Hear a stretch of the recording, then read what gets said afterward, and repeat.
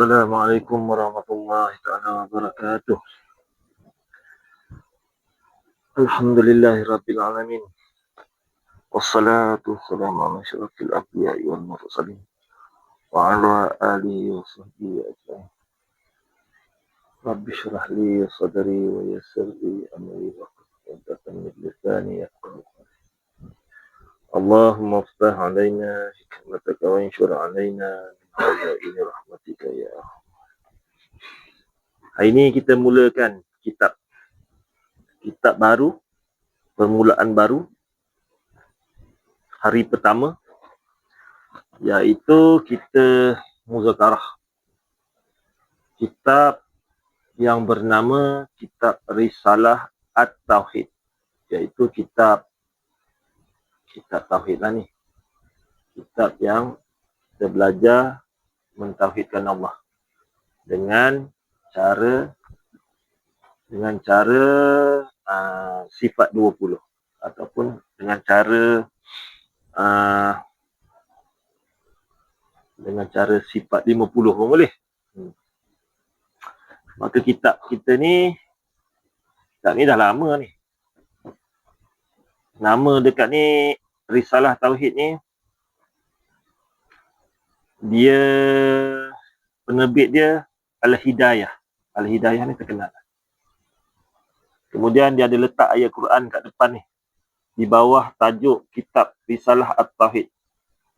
Dia Risalah At-Tauhid ni sebab ini disebutkan pada Melayu. Kalau Jawi dia Risalah Al-Tauhid.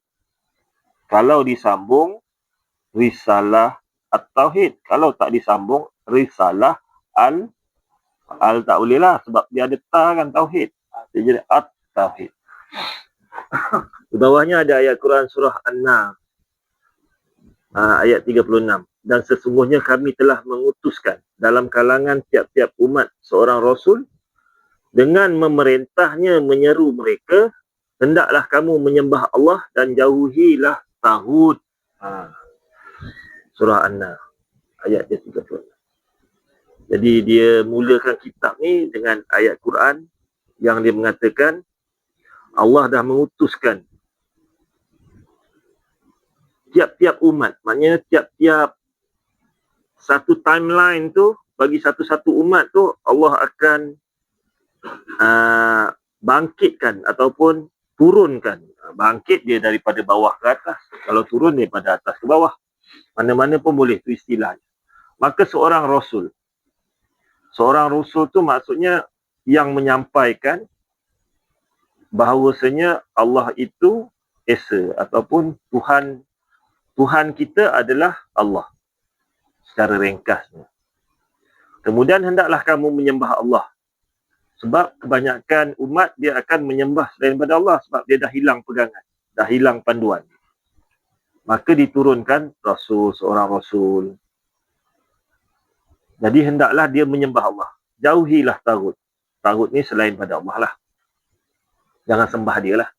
Sembahlah pada Allah. Sebab datang zaman daripada Nabi Isa, maka datanglah macam-macam pahaman. Maka di Kaabah tu ada 360 berhala ataupun patung yang mana mereka sembah ataupun mereka meminta pertolongan. Dalam erti kata yang lain, orang Arab ni dia percaya juga Allah, tapi dia percaya juga dengan yang bersekutu dengan Allah tu. Yang itu dilarang. Yang itulah di antara taghut. Jadi yang penyusun kitab ni dia daripada kitab Arab. Kemudian berlaku beberapa perubahan. Maka orang yang dipertanggungjawabkan oleh kerajaan negeri Johor adalah Haji Abdul Ghani bin Haji Yahya. Mungkin semasa dia buat kitab ni, dia tak nak letak nama dia Haji tu, tak tahulah apa. Tapi bila kitab idaman penuntut, karangan dia letak Haji. Jadi namanya Haji Abdul Ghani bin Haji Yahya. Dan Umar ni pun Haji Umar bin Yusuf. Yusuf ni ayah dia, wallahualam, dia Haji ke tak.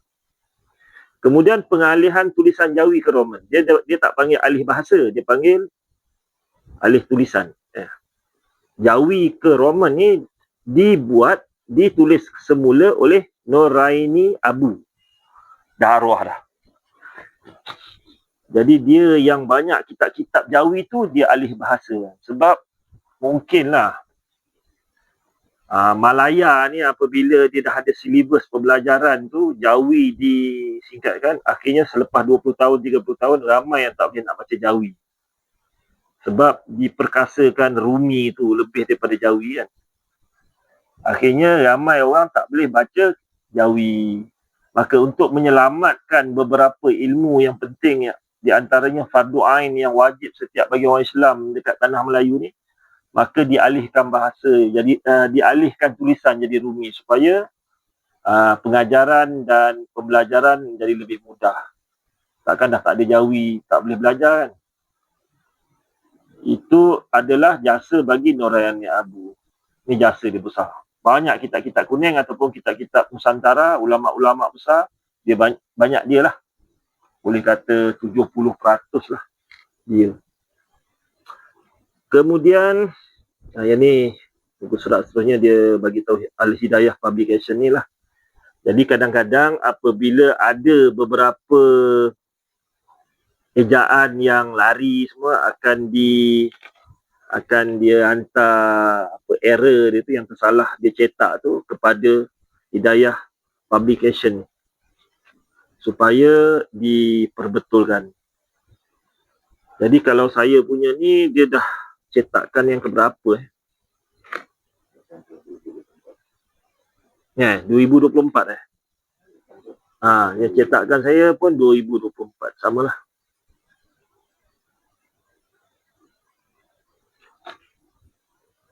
Jadi kata penerbit ni yang tak tahu siapa nama dia, penerbit ni dia tak nak letak nama dia lah, dia sebagai badan admin lah ataupun dia punya pengurus. Dia kata dengan Bismillahirrahmanirrahim, kata penerbit, segala puji bagi Allah Tuhan sekalian alam, selawat dan salam. Selawat satu, salam satu disampaikan kepada junjungan alam Nabi Muhammad sallallahu alaihi wasallam, keluarga serta sahabat-sahabat baginda. Yang ini diterjemahkan daripada Arab kepada Melayu. Arab kepada Melayu. Wassalatu wassalamu ala asyrafil anbiya'i wal mursalin ni kan. Ni dia tukar pada bahasa Melayu lah ni. Dalam usaha untuk menambahkan buku-buku bacaan dalam kalangan masyarakat sekarang, yang ini cerita dia ni tak tahu bila. Adakah 2024 ataupun 1900 yang dulu. Mungkin dia dah upgrade. Kita tengok kitab lama lah. Dalam usaha menambahkan buku-buku bacaan dalam kalangan masyarakat sekarang, dengan rasa syukur dipanjatkan kepada Allah Subhanahu Wa Taala kerana dengan limpahan rahmatnya kami dapat menerbitkan sebuah lagi buku yang bertajuk. Maknanya dia terbitkan, dia cetak. Adalah beberapa yang tersalah cetak ataupun alih bahasa tu ada yang tak kena. Kemudian selepas cetakan seterusnya dia ubah ni.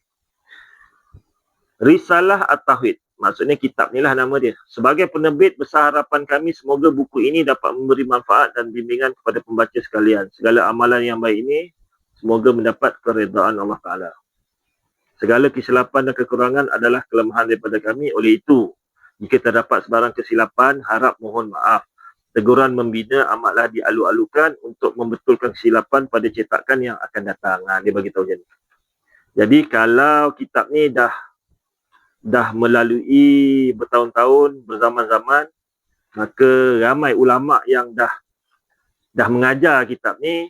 Jadi dalam bahagian isi dia tu dah tak adalah untuk kesilapan tu. Cuma pada cetakan tulisan tu mungkinlah.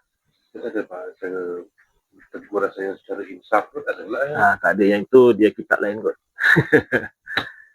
Jangan duk maki hamun kan, jadi netizen kan. Jadi dia kata sekian, wabillahi taufiq wal hidayah, wassalamualaikum warahmatullahi wabarakatuh. Penerbit Al-Hidayah Publication, dia tak cakap siapa dia. Jadi walaupun dia dah mati, dia bertukar penerbit dia, bos dia, dia tetap meletakkan siapa-siapalah yang menerbitkan tu dengan kata-kata. Jadi isi kandungan dia ni, dia ada sampai muka surat sampai 145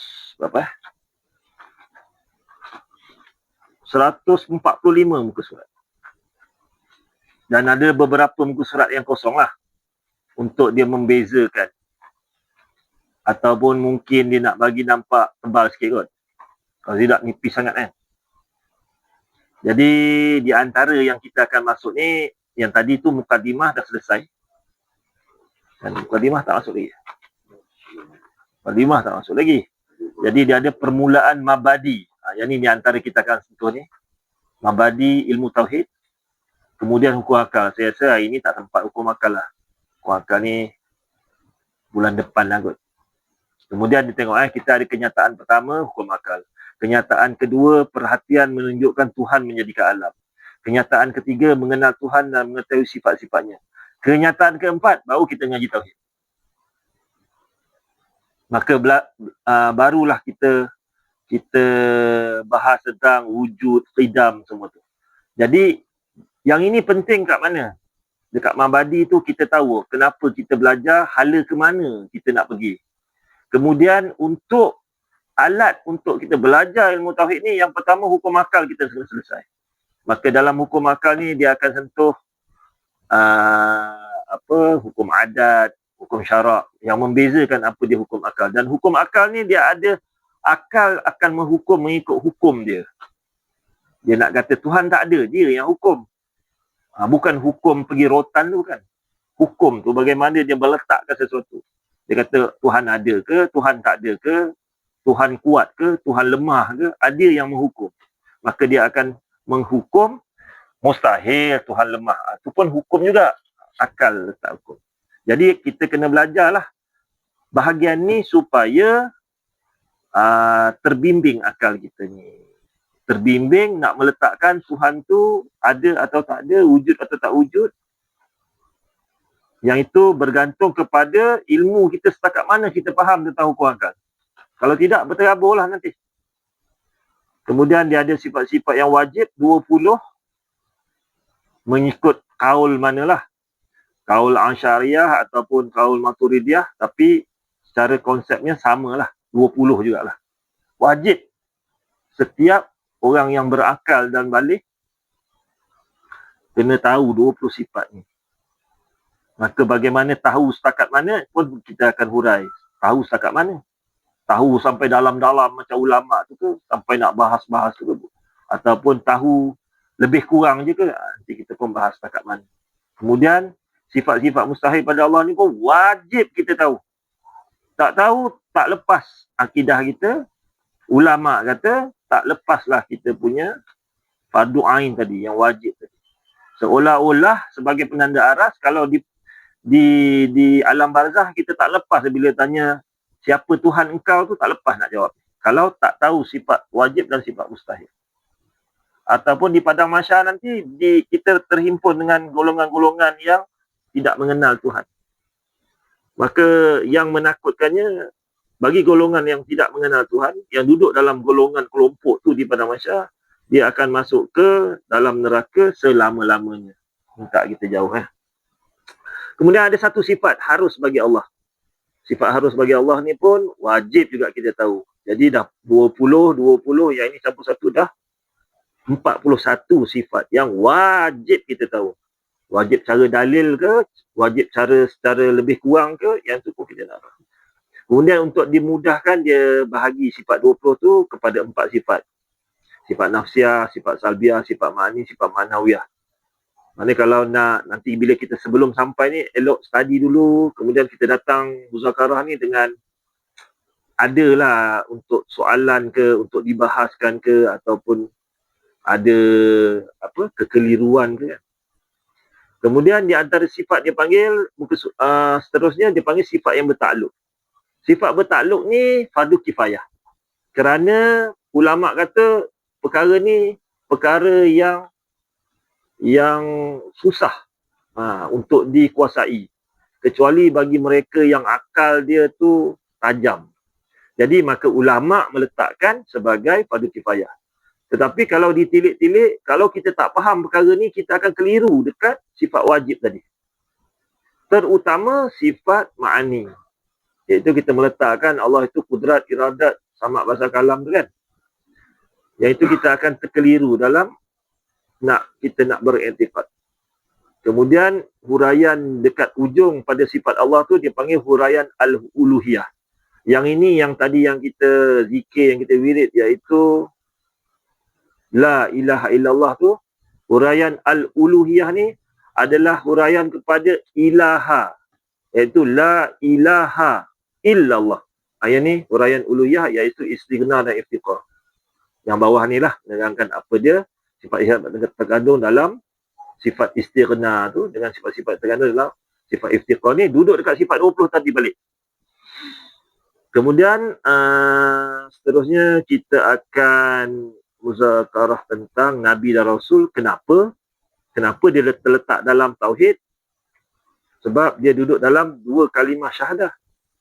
Sebab kat sini kita kena faham baru sebutan kita tak menjadi sebutan yang sia-sia, iaitu asyhadu anna Muhammadar Rasulullah tu. Kita kena faham cerita ni. Wajib ni sebagai fardu ain. Tak faham ni, tak lepas dekat situ, cuma la ilaha illallah aja. Kerana itu diturunkan Rasulullah ataupun Nabi Muhammad supaya kita ikut jalan dia. Maka syahadah kita ada dua, dia panggil dua kalimah. Kalau tidak, satu syahadah ajalah. Tak, dua, dia kita kena pakai dua kalimah. Maka yang itu menerangkan cerita Nabi tu dan Rasul, apa perbezaan Nabi dan Rasul, kenapa ada mukjizat. Kemudian bagaimana nak percaya Nabi-Nabi dan Rasul-Rasul, bagaimana kitab Tauhid ni menerangkan guide kita lah, pandu kita bagaimana nak percaya kat Nabi-Nabi ni. Maka kalau kita kurang percaya ataupun tak percaya pada Nabi-Nabi dan Rasul-Rasul, maka cerita Allah tadi dibawa dalam Quran adalah Nabi-Nabi dan Rasul-Rasul. Kalau Nabi-Nabi dan Rasul ni ada kekurangan, ada yang kita rasa lekeh dekat dia, maka cerita dia tentang Tuhan pun kita akan secara tak langsung kita akan pandang lekeh juga. Kalau kita Nabi pun manusia juga, kalau kita meletak situ, maka kita akan beriktikad cerita dia ni pun mungkin boleh jadi salah. Maka cerita dia pasal Allah tu, kita dah tak boleh nak berapa pegang. Sebagaimana orang-orang Nasrani dan orang-orang Yahudi, iaitu kitab Taurat dan kitab Injil. Kemudian percayakan kepada kitab pun duduk pada tauhid juga. Jadi tauhid ni mengesakan Tuhan ni duduk kat mana? Dekat Nabi-Nabi dan Rasul-Rasul tu pun kena mengesakan Tuhan, kena ada ilmu tentang percaya pada Nabi Rasul, percaya kepada kitab, percaya pada malaikat, percaya ke hari kiamat, percaya kepada hari kemudian ni. Kemudian di antara dia rumuskan semua qada dan qadar. Qada dan qadar ni boleh dibahaskan apabila orang ni dah lepas 50 sifat tadi, iaitu 20 sifat yang wajib bagi Allah, 20 sifat yang mustahil bagi Allah, satu sifat yang mustahil, sifat yang harus, kemudian 4 sifat wajib bagi Rasul, 4 sifat yang mustahil, kemudian satu sifat yang Rasul. Jadi semua sekali 50. Jadi bila kita dah percaya dengan Rasul, dia cerita pasal malaikat yang kita tak pernah tengok, dia cerita pasal hari kiamat yang kita pun tak ada bukti, dia cerita tentang syurga neraka, kita percaya atas sebab kerana Nabi-Nabi dan Rasul-Rasul ni kita dah yakin boleh percaya dengan ilmu yang logik, bukan percaya je. Nabi tadi yang kena percaya dulu. Kemudian barulah kita cerita pasal syafaat. Akhirnya dia pun buat putus kata. Habis yang ini khatam. Selesailah kita punya fardu ain. Kalau selesai semua, selesai jugalah dengan fardu kifayah yang ringan-ringan. Okey. Panjang mukadimah hari. Okey, muka surat 1. Qala mu'allif rahimahullah ta'ala mukadimah. Ini doa. Alhamdulillahilladzi tafarrada bil wahdaniyah. Wahdaniyah ni satu. Nampak? Yang pertama adalah kitab Risalah Tauhid ini asalnya diterjemahkan oleh Allahyarham yang berhormat Datuk Haji Abdullah bin Abdul Rahman. Ni yang pertama. Bukan yang tadi ni. Yang tadi Haji Abdul Ghani bin Haji Yahya ni bukan. Yang pertama ni Risalah At-Tauhid ni dia dah buat. Yang pertama diterjemahkan oleh Allahyarham daripada kitab asal dia, kitab matan tu daripada kitab Jawi. Kitab Arab yang tebal. Kemudian dia ringkaskan sebab dia nak buat sebagai silibus sekolah agama di Johor. Allahyarham berhormat Datuk Haji Abdullah bin Abdul Rahman, bekas yang dipertua Jabatan Agama Johor daripada sebuah kitab Tauhid di dalam bahasa Arab yang telah ditetapkan oleh Menteri Pelajaran Mesir. Jadi, dia tengok dekat Mesir, yang ini adalah kitab di antara kitab yang wajib belajar oleh pelajar-pelajar Mesir, sekolah-sekolah dia. Maka dia ambil kitab tu. Jadi pelajaran di dalam sekolah-sekolah Mesir. Asal terjemahan ini ialah matan saja. Maknanya, matan ni, apa matan? Matan ni isi betul. Dia tak ada huraian-huraian dah. Dia cerita macam tu. Jadi asal terjemahan ni, matan saja, iaitu dalam tahun 1325 Hijrah. Ni tahun Islam. Tahun Masihi 1907. Berapa ratus tahun dah? 100 tahun lebih lah. Kan? 120 tahun lebih kurang. Tetapi manakala didapati terlalu ringkas, maka dalam tahun 1926 Masihi, iaitu 1345 Hijrah, beliau telah membuat syarahnya. Siapa yang buat syarah ni? Inilah Allahyarham Haji Abdullah ni. Beliau telah membuat syarah. Dia syarah panjangkan sikit maksud dia. Sebab bila Arab tukar jadi Melayu, lagi tak faham. Susah pelajar-pelajar yang budak orang-orang muda ni nak faham. Beliau telah membuat syarahnya dinamakan dengan syarah Al-Risalah At-Tauhidiyah. Menurut bagaimana yang ada tertulis pada naskah-naskah yang ada pada masa ini. Kitab ini telah dipersetujui oleh Jawatan Kuasa Penasihat Pelajaran Agama Johor. Kerajaan negeri Johor ni dia ada Jawatan Kuasa Penasihat. Dia dah bersetuju jadikan Risalah At-Tauhidiyah ni jadi kitab pelajaran bagi sekolah-sekolah agama kerajaan di dalam negeri Johor. Semua wajib. Yang ketiga, sesungguhnya risalah itu telah diperbuat syarahnya tetapi oleh terjemahannya masih banyak yang berhampiran dengan telatah susunan kata secara bahasa Arab. Dia punya ayat tu dia tukar barang siapa apa semua. Itu dia ambil daripada bahasa Arab lah. Habis orang Melayu bila dia dah mula berkembang bahasa Melayu dia dah tak ikut style bahasa lama, dah tak faham pula. Dan lagi ada banyak masalah yang rumit, setengah-setengahnya tiada tercapai oleh fahaman murid-murid dengan segera. Maka sangatlah mustahak dipinda dan disusun dengan ibarat yang mudah dan senang difaham sekira-kiranya sesuai dengan keadaan mereka itu pada masa ini atas kadar seberapa yang boleh. Jadi kitab yang kita ni daripada kitab matan yang nipis, kemudian budak-budak susah nak faham, dia pun buat syarah. Bila dia buat syarah, ayat daripada bahasa Arab pula orang tak faham. Dia tukar pula supaya bahasa tu mengikut kesesuaian budak-budak dengan bahasa pada zaman tu. Maka kita pada zaman ni pun baca pun dah tak berapa nak faham lah. Nak kena tukar lagi. Kononnya maksudnya begitulah. Maka kitab yang asal tu dia dah makin berubah. Maka dengan persetujuan Al-Ustaz Kamaluddin, anak kepada Allahyarham. Jadi bila dia dah meninggal, Haji Abdullah ya. Haji Abdullah ni dah meninggal. Jadi ahli jawatan kuasa ni minta jasa daripada anak dia, iaitu Ustaz Kamaluddin.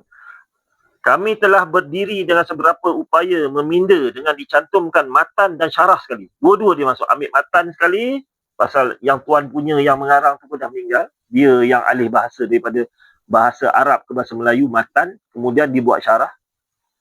Sekarang budak-budak tak faham. Maka dia buat mesyuarat. Buat lagi, ejah lagi. Pakai bahasa yang standard pada masa tu. Mengelokkan susunan katanya dan ditambah apa yang difikirkan patut. Yang tambah-tambah ni yang bahaya ni. Yang patut ditambah dan ditinggalkan apa yang patut ditinggal. Maka terciptalah ia seperti apa yang ada ini untuk dipersembahkan kepada anak bangsa. Yang inilah yang kita dah tinggal ni, yang dia dah ubah, yang mana dah kena buang, dia kena buang.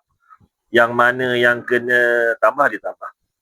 Dengan demikian adanya tidaklah pula bererti kami mengaku inilah susunan yang lebih molek dan memberi puas hati dengan sepenuh-penuhnya. Dia kata, kami dah hijaz semua dah, yang ni yang terbaik. Dia kata, tak adalah kami sombong macam tu. Kerana perbuatan manusia ni sentiasa dalam kekurangan. Jadi takut adalah yang tak berapa kena ke apa. Istimewa kata-kata yang berbangsa pada ilmu itu. Tidaklah sayugia. Sayugia bahasa lama. Dipinda dengan kemahuan sesuatu pihak, kelak dibimbang berubah dari tujuan asal, apatah lagi ilmu yang berbangsa i'tiqad. Jadi dia pun tak naklah sampai dia ubah-ubah sampai maksud pengarang asal tu nak mencerita hal apa dah bertukar pada cerita lain. Lebih-lebih lagi cerita i'tiqad. Kalau cerita fiqh boleh lagi. Yang demikian kami sedia menadah tangan menerima sebarang apa jua teguran dan kekhilafan kami. Dengan sedia mengubah atau menarik balik kata-kata yang terkhilaf itu. Kepada Allah juga kami memohon ampun atas kecoyan kami dan kepadanya juga kami berharap kerja ikhlas semata-mata kerananya. Amin ya rabbal alamin. Siapa yang karang ni? Abdul Ghani Yahya dan Umar Yusuf, dua orang ni, Haji Abdul Ghani Yahya ni, dua orang ni lah susun balik. Maka dia bukanlah pengarang, dia penyusun. Tapi kalau kitab idaman penuntut yang fiqh tu dia pengarang. Dia beza mu'alif dengan musannif. Dia. Jadi dia kat Johor baru, bila dia buat ni? 6 November 1952. Maka dia dah ubah dah. Dia mana yang perlu tambah, dia tambah. Mana yang perlu dia buang, dia buang. Mana yang tukar bahasa yang tak boleh faham tu jadi bahasa moden. Begitulah dia punya sejarah. 1952. Jadi bahasa ni, bahasa 1952. Sekarang 2026. Berapa dia? 75 tahun.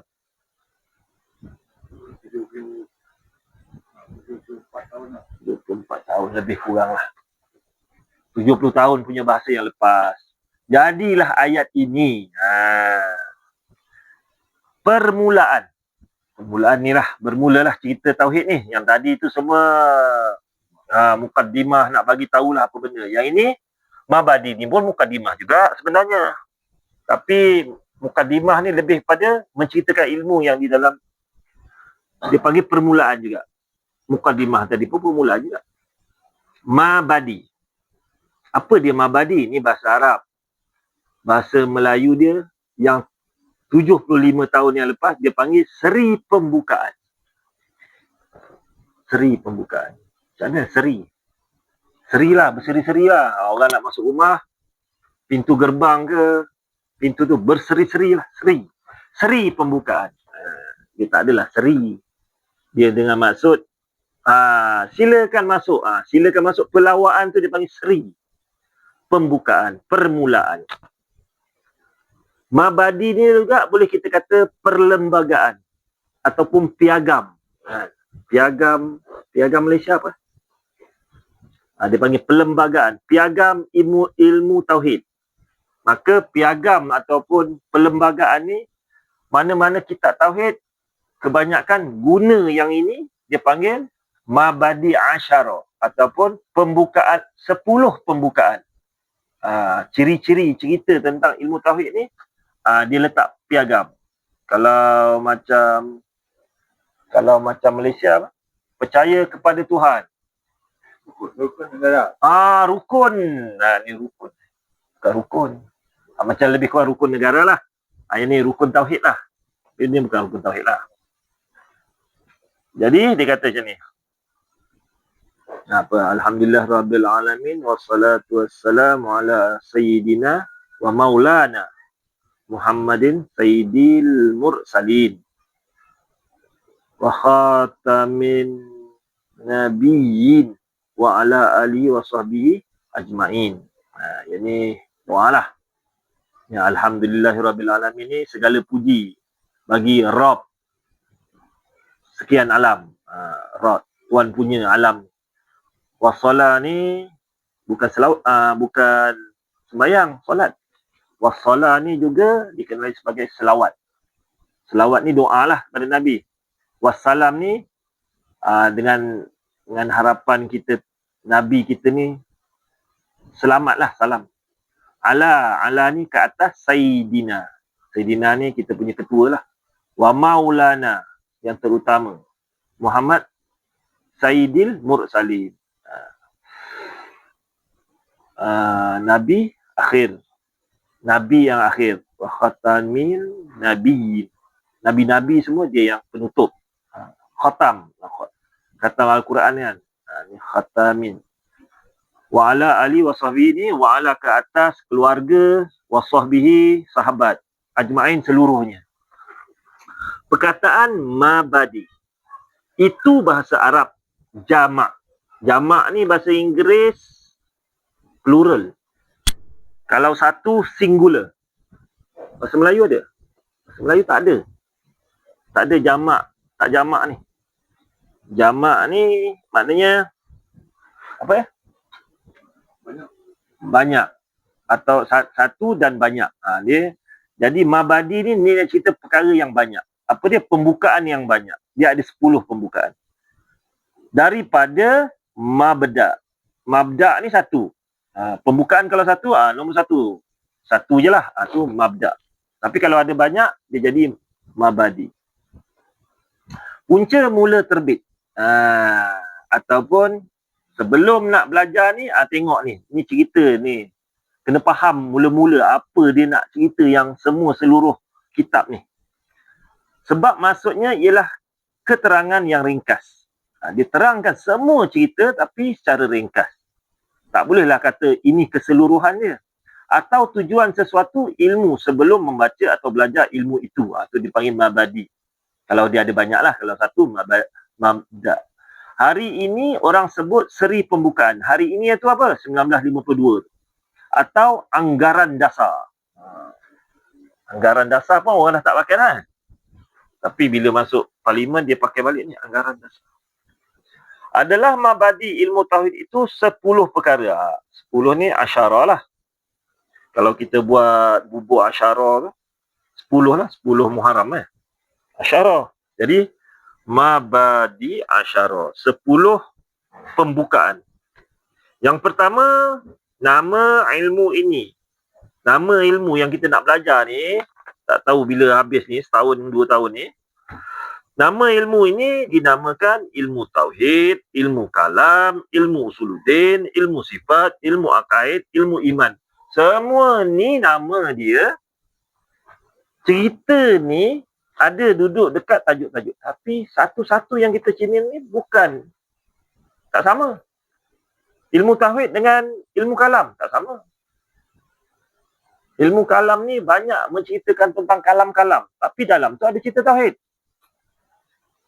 Ilmu usuluddin. Usul apa?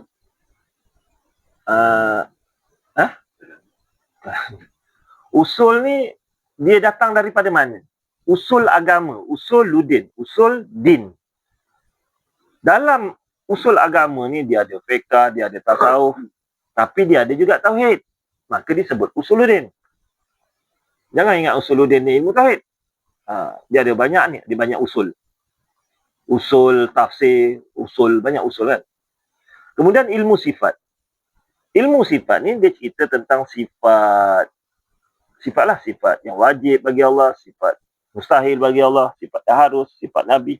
Sifat aja. Tapi adakah seluruh cerita sifat ni adalah tauhid? Kalau cerita sifat aja, ada lagi cerita yang tak ada dalam ilmu tauhid. Jadi, tapi ilmu sifat ni ada terkandung cerita tauhid. Cerita tentang cerita nak mengenal Tuhan. Kemudian ilmu akaid. Ilmu akaid ni dia ada macam-macam. Ada ilmu akaid ni simpulan-simpulan. Simpul daripada sifat yang wajib bagi Allah, dia sebut sifat 20. Kalau campur mustahil, campur sifat wajib bagi Rasul semua, dia kata akaid ataupun simpulan 50. Kemudian ada al-iman. Al-iman ni dia ada banyak cerita tentang keyakinan. Di antaranya percaya kepada hari kiamat. Percaya hari kiamat bukan cerita pasal tauhid secara dasar kan. Tapi dalam cerita iman ada cerita tauhid. Ada cerita sifat 20. Tapi ada juga cerita syurga, ada cerita perkara-perkara yang lain.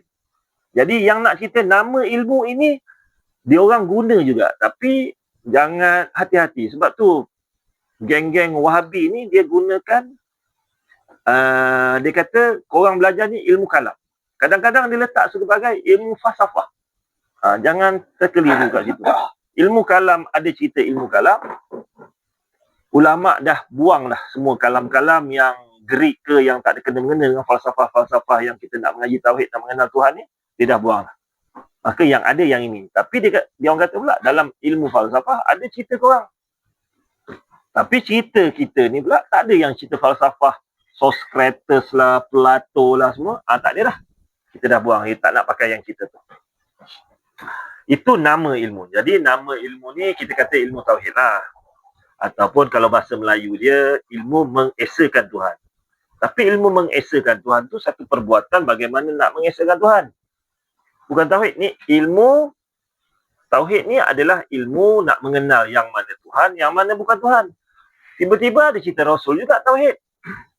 Jadi nak kena faham betul lah. Jangan sebut Usuluddin, ilmu tauhid kan. Dia cerita dia duduk dekat macam-macam nama, tetapi dalam nama tu dia ada cerita lain juga. Jadi kitab kita ni pun dah susun dah habis dah. Susun dah cukup dah untuk mengenal ilmu tauhid. Maka kita letakkan sebagai ilmu yang kita akan belajar ni adalah ilmu tauhid. Iaitu ilmu mengenal Tuhan. Sebab ilmu mengenal Tuhan ni ada dua. Satunya cara mengenal sifat 20 lah. Kita bagi nama di sifat 20. Tapi kalau kita belajar bukan sifat 20, 50. Kita belajar lagi bukan 50, tambah lagi. Istighna dengan iftiqah. Dah berapa pula? Jadi kita letaklah sifat 20. Jadi bila kita belajar sifat 20 ni, kita nak mengenal Tuhan. Jadi nak mengenal Tuhan ni ada dua cara. Satu, cara sifat 20. Satu lagi, cara tasawuf. Cara tasawuf pun cara mengenal Tuhan. Tasawuf mengenal Tuhan dengan cara rasa. Ilmu sifat 20 ataupun ilmu tauhid ni mengenal Tuhan dengan cara akal. Yang ini tak ada. Rasa-rasa tak ada. Semua straight je, tak ada rasa. Tu dia ke? Kalau tauhid sahaja semata-mata dikasar. Tapi belajar dulu. Kasar pun kasar lah. Belajar. Nanti bila dah kasar, nanti kita haluskan dengan tasawuf. Baru jadi lengkap ilmu tu. Yang kedua, tempat ambil. Dia kata kau ambil daripada mana sifat 20 ni. Ini daripada falsafah lah, daripada ilmu kalam lah, ahli kalam lah. Daripada macam-macam kan. Jadi, Mabadi Asy'ariyah ni menerangkan tempat ambilan ni kita ambil daripada Quran, kita ambil daripada hadis Nabi. Kita ambil daripada dua ni sumber kita. Maka kita buktikanlah. Tapi kena belajarlah dulu. Kita nak buktikan kita pun tak belajar, macam mana? Jadi dalam masa belajar ni, elakkanlah perkara berdebat dengan orang tu. Kemudian kandungan dia. Dalam ni berapa banyak yang kita tengok tadi. Apa kandungan dia? Kandungan dia iaitu mengandungi pengetahuan dari hal membahaskan. Bahas ni bukan debat tau. Bahas ni yang membicarakan. Ni bahas. Bahas, debat. Debat, bahas. Tak. Banyak orang terkeliru dekat bahas. Mendebatkan. Bukan. Tak ada kena-mengena dengan debat. Membahaskan dan membicarakan. Membuka. Membincangkan. Ketetapan pegangan. Ketetapan pegangan faham tak? Pegangan, etikat pegangan.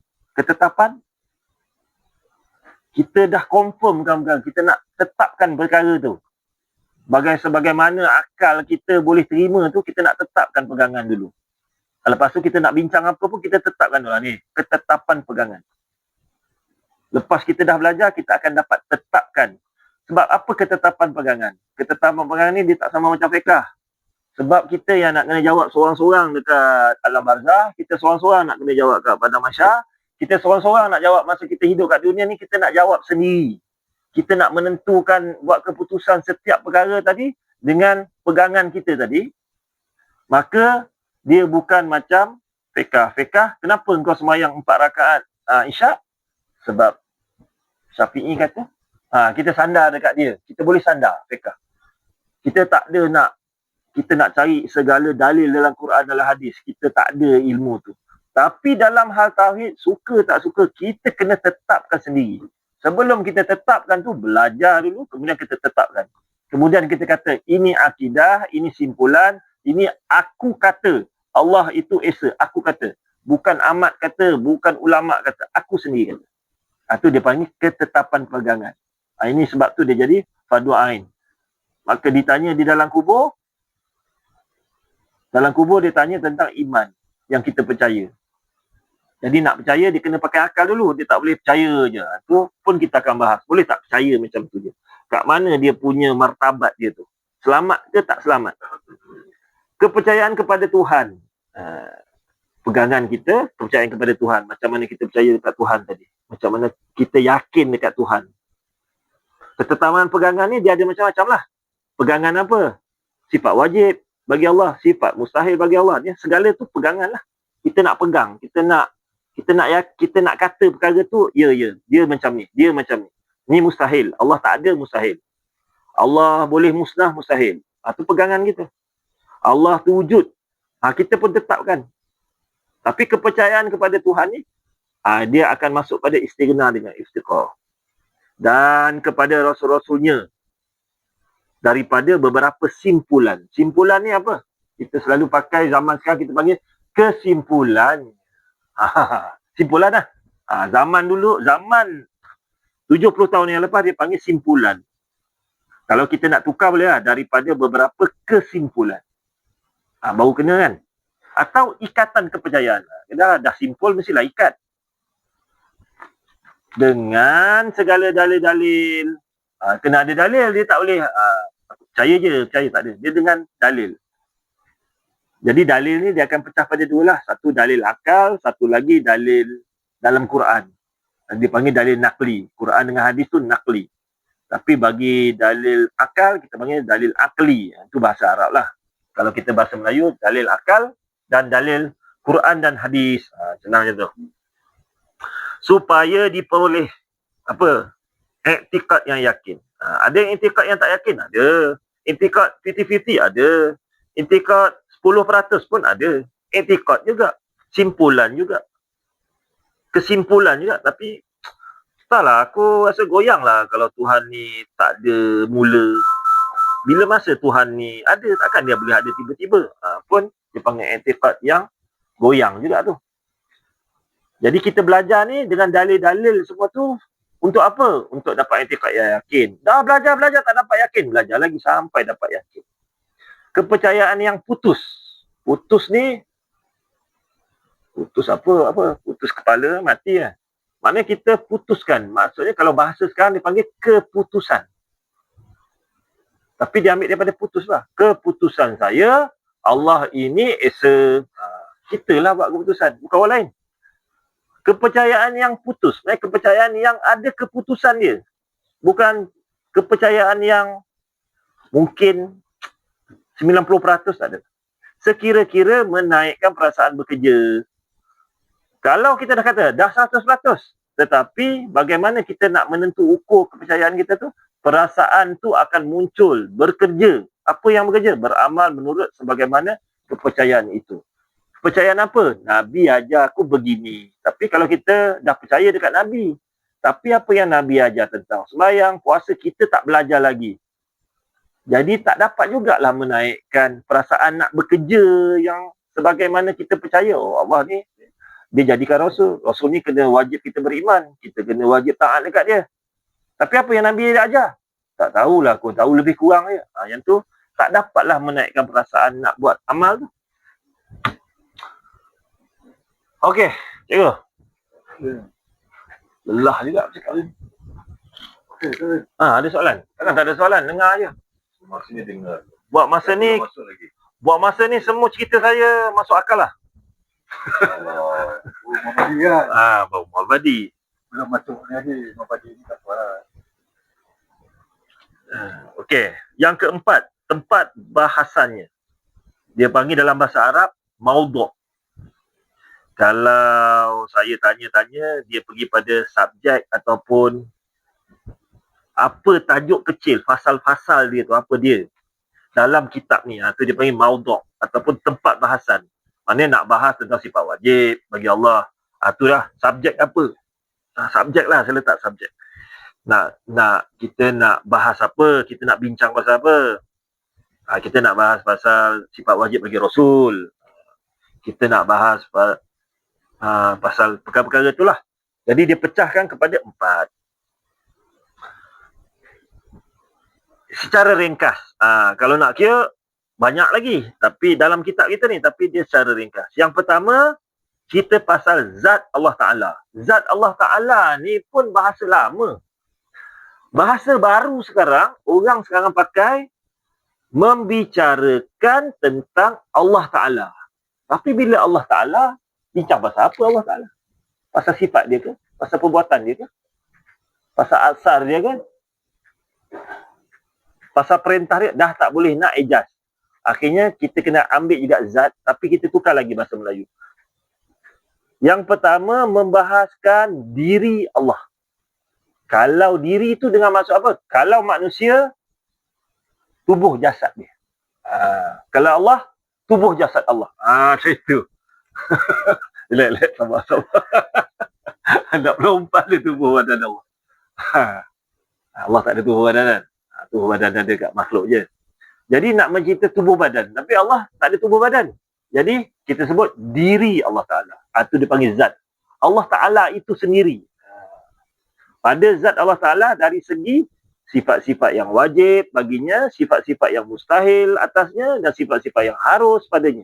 Jadi bahasa Melayu dia tengok dia ada sifat-sifat yang wajib baginya. Dia letak bagi. Itu kena faham sikit. Ni bahasa lama ni. Tapi dia nak kata benda tu, dia alih bahasa pada bahasa Arab. Jadi letak baginya. Sifat-sifat yang mustahil atasnya. Tadi baginya. Dan sifat-sifat yang harus padanya. Tu beza. Itu semua perbezaan bahasa Arab. Jadi kita yang tak belajar bahasa Arab ni, kita letaklah baginya ke padanya, atasnya bagi sama je lah. Kan? Tapi kalau kita belajar bahasa Arab, kitab yang bahasa Arab, yang itu dia akan ada perbezaan pada bahasa Arab. So kita tak belajar bahasa Arab, biarkan. Yang kedua, tadi cerita pasal Allah Ta'ala. Yang kedua, pada zat Rasul-Rasul. Rasul-Rasul ada zat. Jadi zat tadi, kalau pada Allah Ta'ala, kita tak boleh nak letak pada jasad dia. Yang ini, pada zat Rasul-Rasul. Maksudnya kalau kita kena menghadap kiblat, kiblat tu apa? Zat Kaabah. Diri Kaabah tu. Okey. Pada zat Rasul-Rasul, pada diri Rasul-Rasul. Dari segi apa diri Rasul tu? Daripada sifat dia yang wajib baginya, sifat-sifat yang mustahil atasnya, dan sifat yang harus padanya. Nampak tak?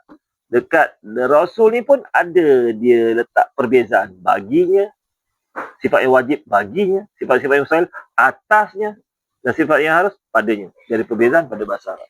Melayu tak adalah. Lebih kurang je. Kita tengok sama je kan.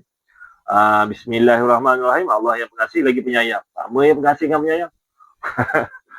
Tapi dalam bahasa Arab, Rahman dengan Rahim ada beza dia lah. Tapi dalam bahasa Melayu tak ada beza. Sama lebih kurang. Yang ketiga, apa lagi yang dia nak bahas dalam kitab ni kita ni? Yang ketiga, pada segala kejadian daripada segi jirim-jirim dan arat-arat. Sekira-kira kerajaan itu jadi petunjuk dan dalil atas wujud yang menjadikan dia. Jadi dalam kitab kita, yang antara yang penting yang kena lepas dulu adalah kita faham apa dia jirim. Apa dia arat. Arat ni sifat lah. Tapi sifat ke arat ni sama. Cuma kita membezakan dalam kitab kita. Arat ni kita letak dekat makhluk. Walaupun sifat juga. Sifat kita letak dekat Allah. Kita nak bicara ke Allah, kita sebut sifat. Kalau kita nak cerita makhluk, kita kata arat. Boleh juga. Manusia ini bersifat dengan tua. Boleh juga. Tapi nanti takut terkeliru dengan sifat Allah tadi. Kita beza arat. Yang tu catat satu nota. Supaya apabila kita cerita pasal sifat makhluk, kita akan cerita arat. Sebab Allah tiada arat. Arat dengan sifat kan sama? Allah bersifat dengan sifat kamalat ataupun sifat kesempurnaan. Jadi dia tak ada arat. Arat ni boleh bergerak, atas bawah, boleh sejuk, boleh panas, boleh ada warna. Tu Allah tak ada arat. Bergolek-golek kan. Kalau dah ada jirim, dia bolehlah bergolek-golek. Kalau Allah sama berjirim, dia pun bergolek-golek lah. Bolehlah bergolek kan. Tak. Allah tak ada. Tak ada bahasan ke sana. Jadi petunjuk dan dalil supaya cerita makhluk ni jadi dalil. Allah tak macam ni. Allah turun ke langit yang pertama. Allah tak macam ni, tak turun. Kalau turun dia kena seketul macam bola. Baru dia boleh turun. Lepas turun dia naik balik tak? Dah jadi. Kalau cerita macam tu, cerita untuk makhluk boleh. Jadi dalil. Tengok. Makhluk macam ni, Allah bukan macam tu. Atau dalil atas wujudnya yang menjadikan dia. Apa dia? Yang menjadikan makhluk tadi, yang mewujudkan makhluk yang berjirim dan arat tadi, yang bersifat tadi, sebagai bukti. Yang ni Allah dah buat. Kalau Allah dah buat, jadi takkan dia macam tu. Sebagaimana kita ambil kalau Allah tu makhluk ni pencipta jam, takkanlah pencipta tu duduk dalam jam. Kalau dia cipta baju, takkanlah dia duduk dalam baju. Kalau dia buat handphone, takkanlah dia duduk dalam handphone. Sebagaimana begitulah Allah jadikan makhluk, takkan Allah duduk dalam makhluk.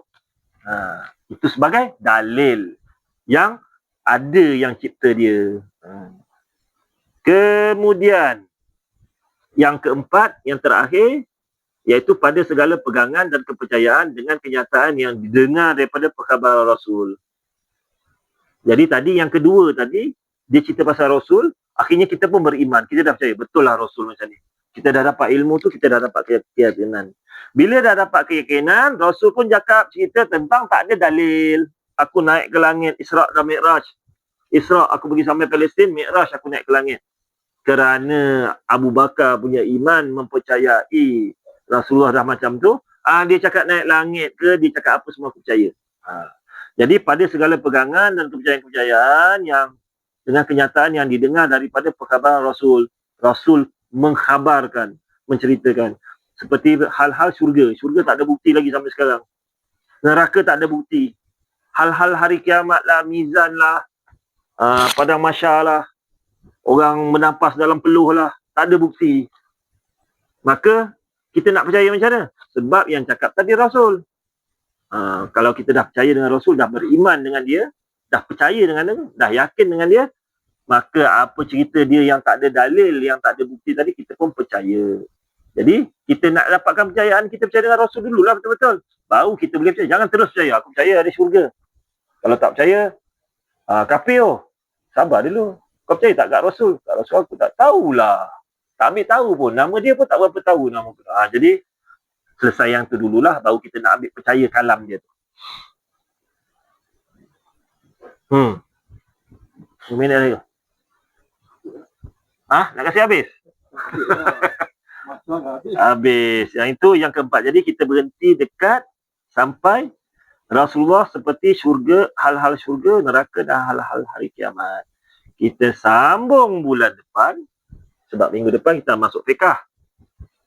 Kemudian lepas fiqah kita masuk balik yang ni. Kita masuk yang nombor 5 catat kat situ. Iaitu faedah ilmu ini. Ilmu apa? Ilmu tauhid ni lah. Apa faedah dia? Belajar ni. Mengarutlah kau belajar ni. Nanti gila isim kan orang cakap kan.